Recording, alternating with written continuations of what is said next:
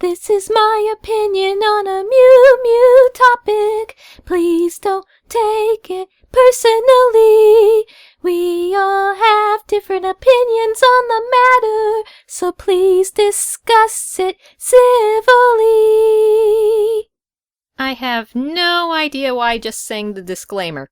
Anyway, hi everyone, it's time for another Mew Mew blog thingy, and today's topic is one that a lot of people have been requesting, and is probably a more decisive topic than Barry. So let's get this over with, and hopefully the comments below will be as civil as I expect of the average YouTube commenter.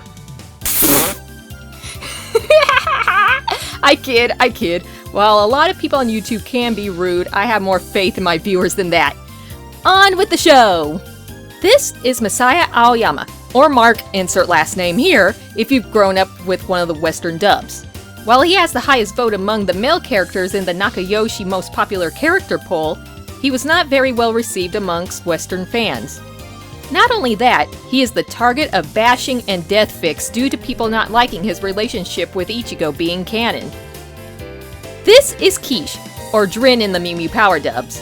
Despite him getting a lower vote than Aoyama in both polls, not to mention his immature, semi-abusive behavior towards our main protagonist, he is extremely popular with Western fans, especially young girls. So why does a villain have more fans than a guy who they mercilessly bash, when his only crime was that he's nice and treated his girlfriend with respect? Today we'll be going over the pros and cons of both characters, and I'll draw my own conclusions and personal opinions on both at the end. Warning, there will be spoilers. First, we'll start with Aoyama, the created human who gained his humanity after falling in love with Ichigo. On the surface, he seems like an all-around nice guy. He's popular amongst his schoolmates, excels at schoolwork and sports, and doesn't seem to have a single flaw. And that's where his bashers start basing their hatred on him. He's so perfect that he's boring, they say. Well, if they actually pay attention to the subtle hints of Aoyama's true personality, they would have realized that he has his own share of flaws. Heck, he even outright told Ichigo about his cynicism and hatred towards humanity and how he needed her to feel human. Also, the fact that his body can be taken over by an alien overlord is a huge flaw as well, which leads to another reason for the Aoyama hate and the love for Quiche. The big factor is that he killed Quiche while he was Deep Blue.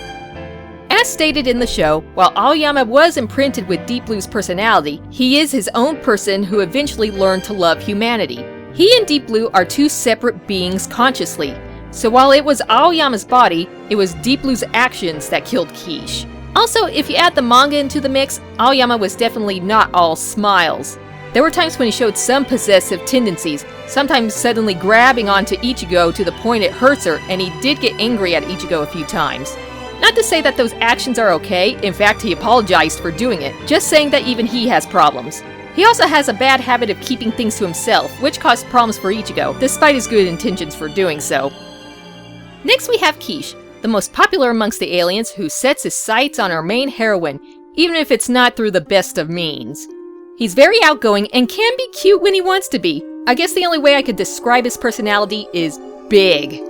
He's also very clever with his plans. It wasn't his fault that there was an opposition consisting of 5 magical girls. Who would even consider that a possibility? He was also very passionate at the things he did and seemed to genuinely care about his people.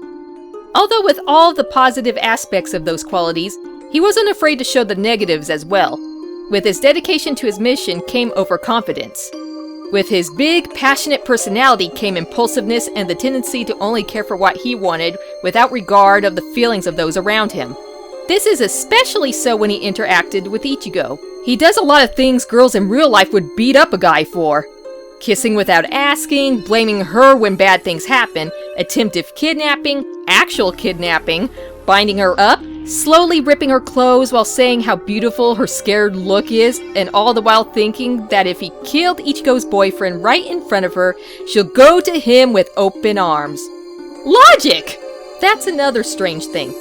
People hate Aoyama for killing Quiche, even though it wasn't really Aoyama as I explained before, but they never take into account of all of Quiche's attempts at killing Aoyama. But it's not like he actually killed him, they say, but that's only because Ichigo stopped him. The last I checked, attempted murder is still a crime. So, despite Aoyama and Ichigo having a healthier relationship, why did Western fans give Quiche a lot more love? If you were to ask them, they'd say that Quiche had a lot more character development than Aoyama. In my opinion, they had about the same, but there is a difference in how both were executed. Aoyama's was a lot more gradual and subtle, one of those where you had to pay close attention to notice. Quiche's, on the other hand, was more in your face and practically happened in a snap. Throughout the first 48 episodes, Quiche actually got steadily worse in the way he treated Ichigo. And when he wanted to take the Blue Knight's power instead of relying on Deep Blue, who he was rightfully suspicious of, I will admit, it was a sort of kill two birds with one stone scenario. His people would be saved and Ichigo's boyfriend would no longer be in the way of his pursuit of her. Even when he had a change of heart in the final arc, it was still for selfish reasons. As he said himself, "If you really want the Earth that badly, go right ahead. I will never allow you to have Ichigo." It wasn't to protect Earth or him wanting to side with the heroes, it was still about his feelings for Ichigo. At least in the manga, he had a little bit of redemption when he finally says that in the end, all he wants is for Ichigo to be happy and left with grace. In his usual flair, of course. Keep in mind that most Mew Mew fans at the time were in their tweens. Many of them probably didn't see Aoyama's development because it was too subtle for them to notice, and since Quiche's was a lot more obvious, they perceived him as having better character development. As the fanbase got older, and thus more mature, they begun to appreciate Aoyama's subtle development, and the fact that he's an all-around nice guy that treats Ichigo with the respect she deserves, and the fact that the show promoted the healthier relationship. At least, that's what I've concluded by observing the fanbase all these years. I was never a fan of Quiche. K-kun all the way! But yeah, I wasn't a fan, but I did appreciate him as an interesting villain, or anti-villain, or whatever people prefer him to be. It's fine if you're a fan of either Aoyama or Quiche. It's okay if you prefer one ship or the other. Please, just be nice to each other about it.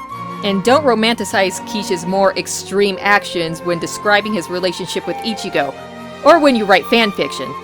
They're not romantic, they're creepy. And don't make Aoyama so out of character just so your ship will work in fanfiction. There are many better ways of writing those sorts of stories. I understand that you can love these fictional characters with a passion, but please be civil about it. And that ends another Mew Mew blog thing. I'm not sure if this really helped in this little debate. Not that I was choosing sides, just trying to explain it from both points of view. But I hope that it shed some light on the topic. If you have any suggestions for a future blog thingy, type it in the comments below. Tune in next time where we will have some more Mew Mew trivia regarding the characters' weapons and elements.